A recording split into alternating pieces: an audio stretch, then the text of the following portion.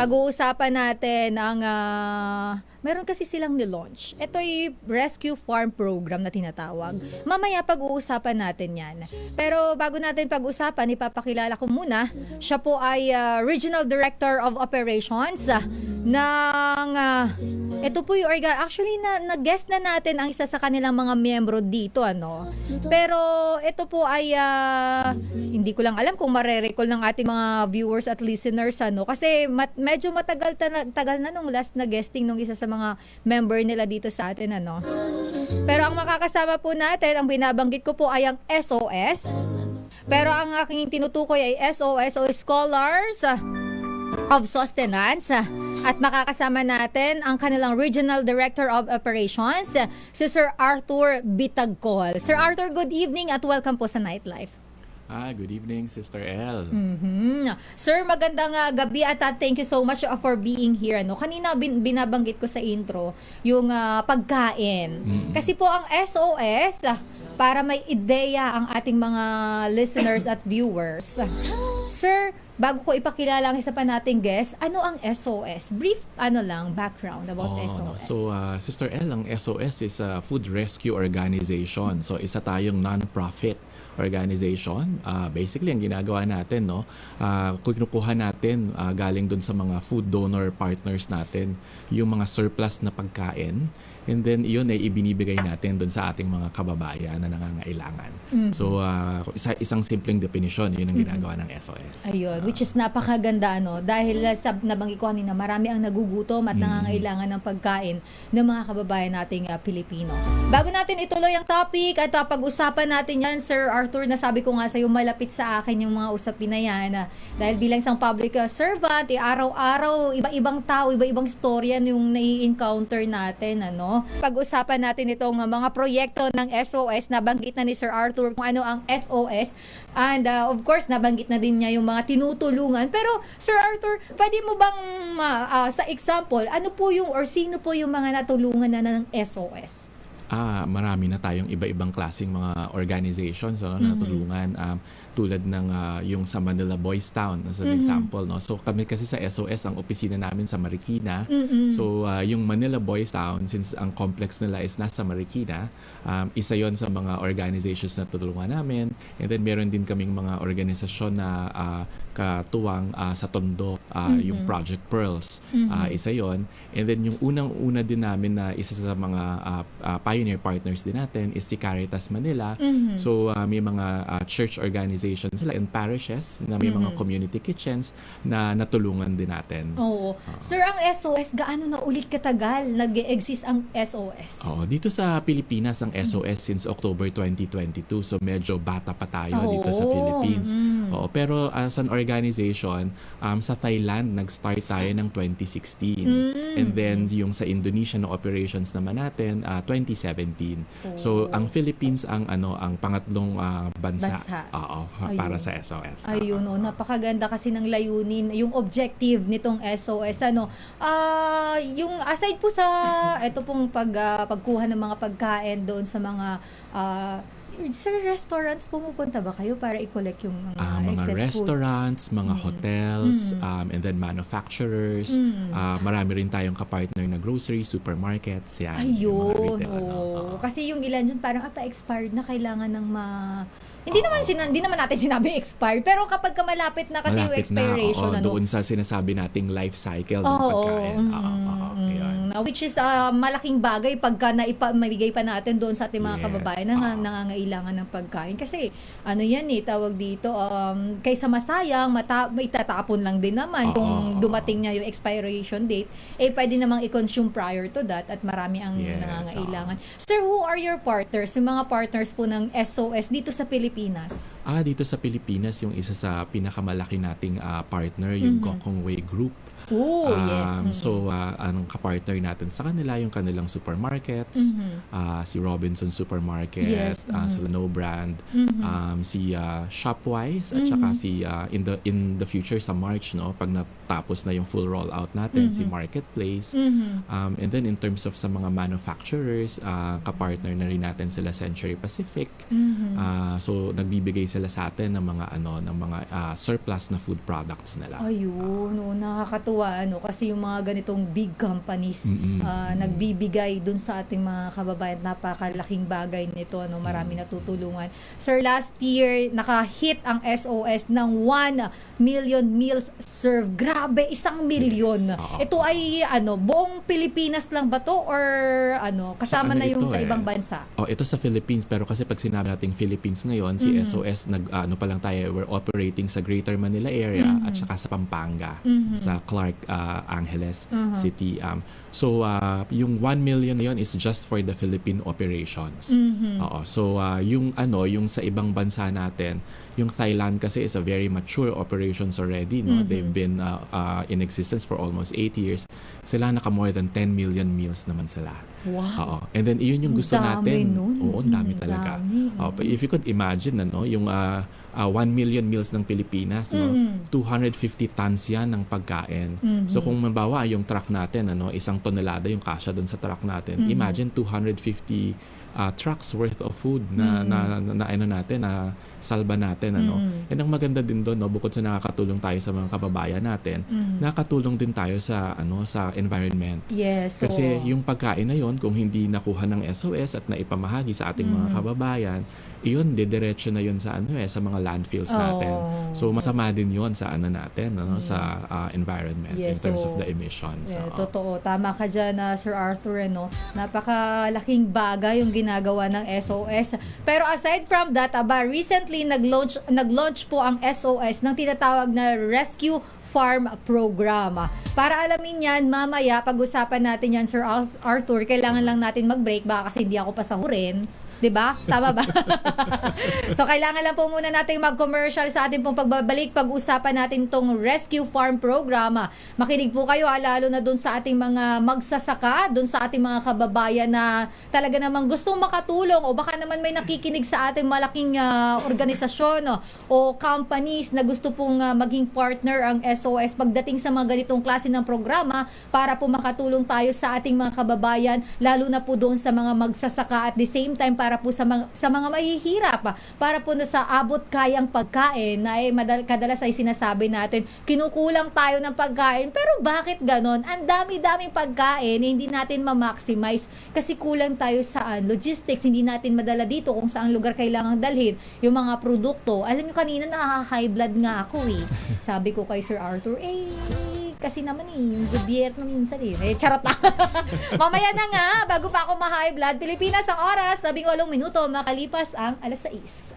Sir Arthur, can you please explain ano itong Rescue Farm program ng SOS?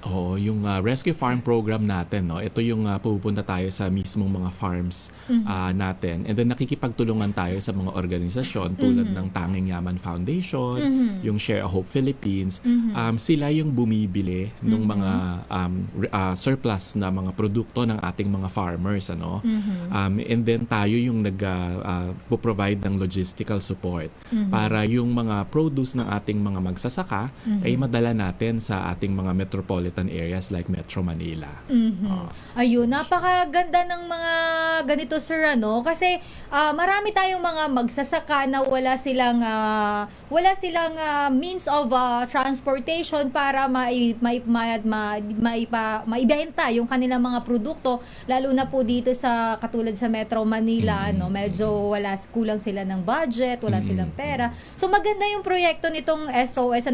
As of now, sir, kumusta po ang run through o yung operation nitong project po ninyo? Yung sa Rescue Farm program, marami na tayong mga produce na na-rescue.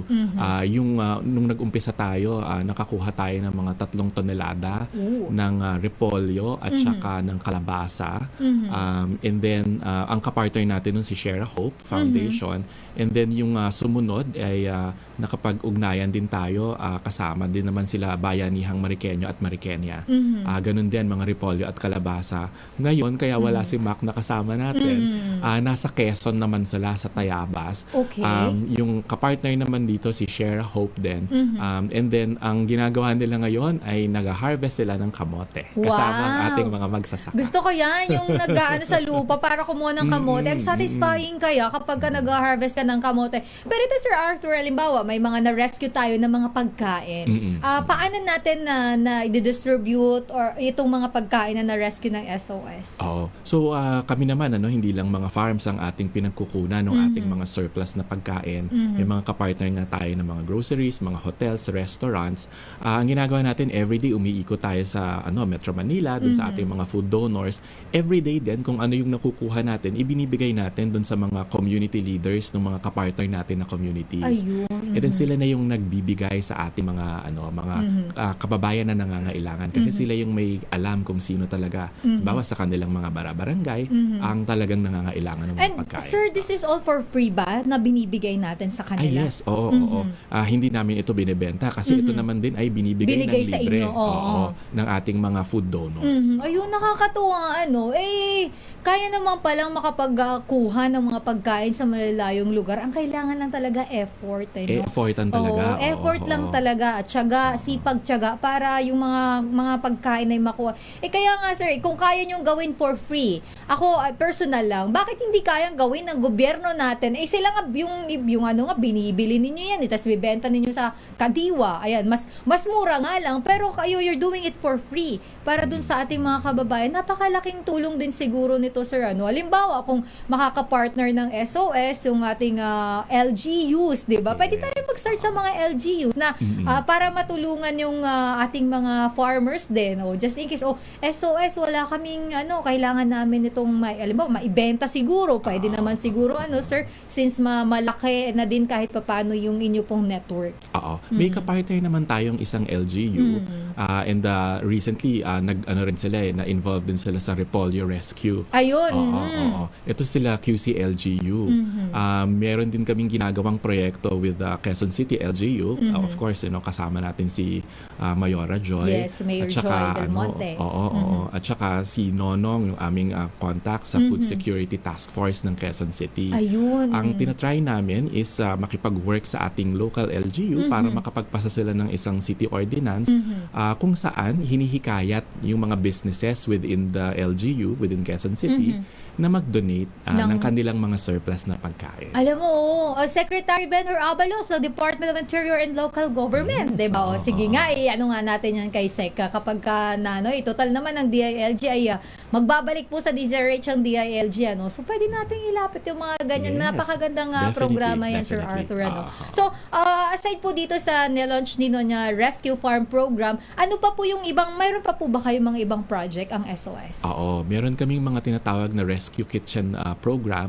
Ito yung nakikipag-partner naman tayo sa ating mga corporate na sponsors. No? Ayun. And then ito yung nagluluto kami either dun sa mga community kitchens natin. Meron kami sa Pasig, sa Sampaloc sa Manila, and may mga iba-iba pang mga lugar. O kaya dun sa aming main office sa Marikina, yung mga niluluto natin together with our partner corporations, yun naman din ibinibigay natin sa ating mga kababayan.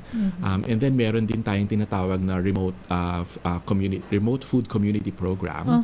Ito yung kung marami kaming mga bulk donations of food. Like for example, sila Mac nga nasa Quezon ngayon.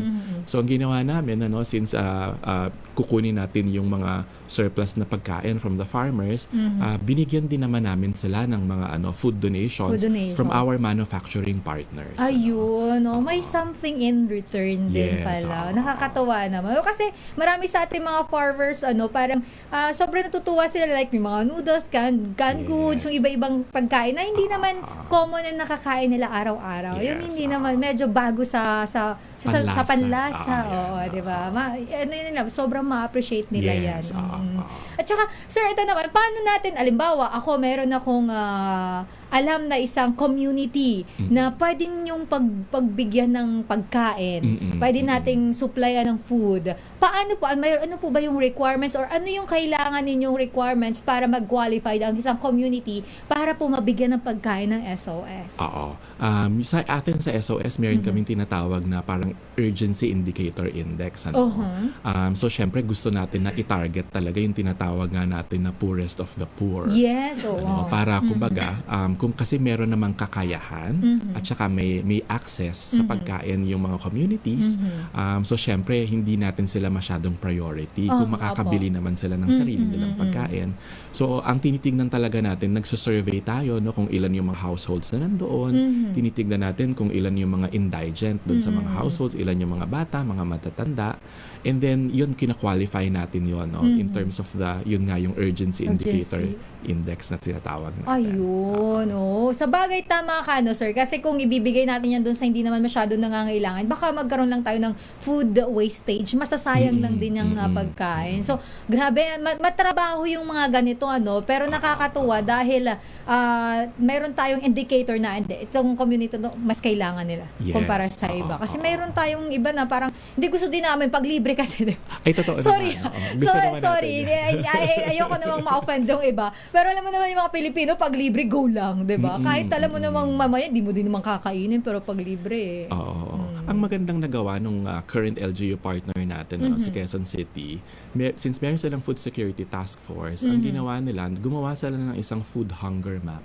Ayun, so, food hunger map. Oo. Iyon yung shinare nila sa SOS nung nag-partner kami. Kasama yun sa memorandum of agreement namin. Na i-share nila yung information na yun para si SOS, alam namin kung ano yung mga barangay na kailangan na i-target within Quezon City. Ayun. Kasi doon pa lang sa food hunger map na yun, makikita na kung nasaan yung pinaka na nangangailangan. Oo. So, baka may nakikinig sa atin ng mga LGU ngayon, na pwede nyo i-message, may page ako, Sister L. Ayan, pwede ko po kayong i-recommend kay Sir Arthur or kay Mac, yung isa sa mga member din ng SOS, and then they will determine if kayo po ay magka-qualify doon sa programa ng SOS. Sir Arthur, paano maging part ng SOS? Alimbawa, ako gusto kong maging volunteer. Ayan, gusto kong maging part ng inyong advokasya dahil ito ay para sa ating mga kababayan, malaking tulong. Paano po kayo makokontak? Saan po kayo pwedeng i-contact? And paano po yung process para maging volunteer ng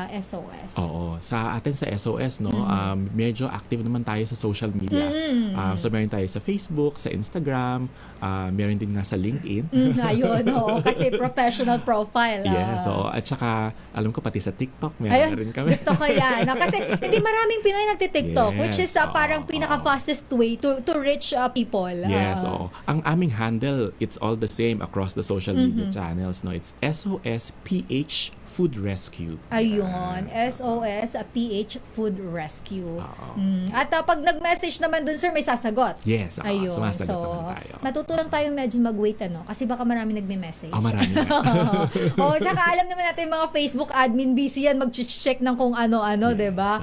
Sir, bago po kita bitawan, bago tayo mag-break din, at mamaya po si LJ naman ang ating kakausapin. Baka po you have message or baka pa may gusto kayong batiin, pasalamatan, and may gusto po kayong i-plug.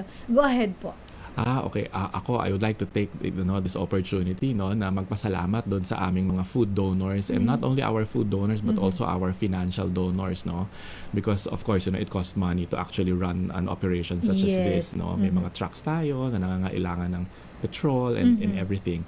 So, isang malaking pasasalamat sa kanila na patuloy na naniniwala doon sa ating advokasya para sa pagkain, para sa ating mga kababayan at para din sa ating kapaligiran.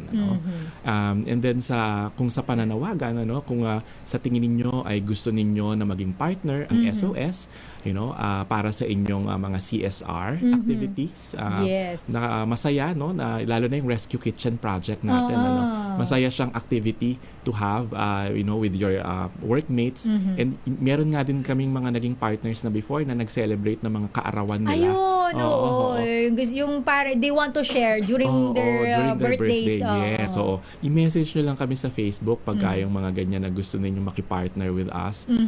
And definitely, lalo na yung mga food, mga food entities natin, ano, kung gusto nyo makipartner with SOS to help address, kasi problema din nila yan how they will dispose of their food products na malapit na sa life cycle na end nila. So nandito lang ang SOS para ma-redirect natin yan instead of you throwing it in the landfills. Yes. At magkakos lang yan ng pollution sa atin. Para makatulong tayo sa mga kababayan natin, contact nyo lang kami sa SOS. Libre naman ang services ng SOS. Ayun. Sir Arthur, thank you so much po for sharing. Of course, Yes. baka po may mensahe ka sa ating mga kababayan. Pahalagahan ba ang pagkain? Yes, bawal magtapon. Yes, Oo, ng ayun. pagkain, Huwag oo. kayong magtatapon ng pagkain. Bawal mag-aksaya. Yun. Sir Arthur, thank you so much po. Maraming You're welcome. salamat sa SOS for being here sa Nightlife sa DZRH and sa ating mga nanonood at nakikinig. Ano pang naantay nyo? Kung kayo ay interesado makatulong sa ating kapwa Pilipino, message lang kayo sa SOS or pwede din po kayo mag-message sa Facebook page ko na Sister Ellen. Ako po ay nagbabasa naman ng mga message. Medyo late lang sumasagot. Kaya pasensya na kayo. Huwag na kayo magalit sa akin. Babalik pa po tayo. Pilipinas ang oras, 6:35.